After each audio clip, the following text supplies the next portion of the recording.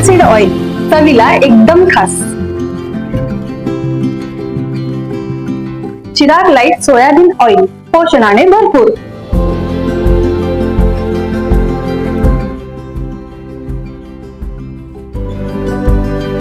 Chirag light तेल, खाओ बढिया, खिलाओ बढिया.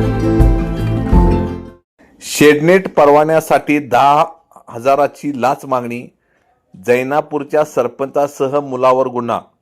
एसीबी कोल्हापूरची कारवाई, पडताळणीत मागणी सिद्ध, जयसिंगपूर पोलिसात गुन्हा दाखल. शेडनेट व्यवसायासाठी ना हरकत दाखला देण्याच्या बदल्यात 10,000 रुपयाची लाच मागितल्या प्रकरणी शिरोळ तालुक्यातील जैनापूर ग्रामपंचायतीच्या सरपंच सौ संगीता रमेश कांबळे वय 52 आणि त्यांचा मुलगा निकेत रमेश कांबळे वय 30 याच्या विरुद्ध जयसिंगपूर पोलीस ठाण्यात गुन्हा दाखल करण्यात आला आहे.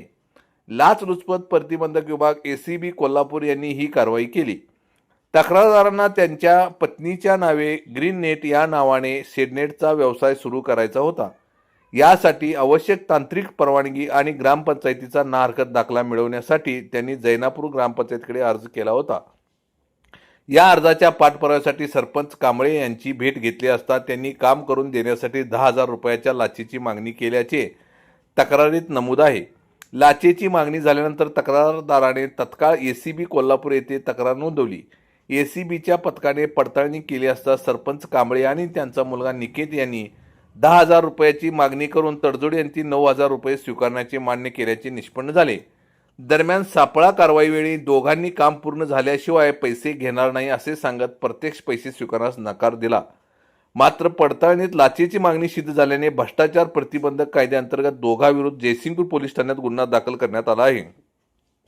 तालुक्यातील जबाबदार पदावरील लोकप्रतिनिधीवर गुन्हा दाखल झाल्याने शिरोळ परिसरात मोठी खळबळ उडाली आहे. 3 टाइम्स न्यूज चॅनलला सबस्क्राईब करा, लाईक करा, बेल आयकॉनला क्लिक करा. ताज्या घडामोडीसाठी आमचा नंबर आपल्या ग्रुपमध्ये ॲड करा.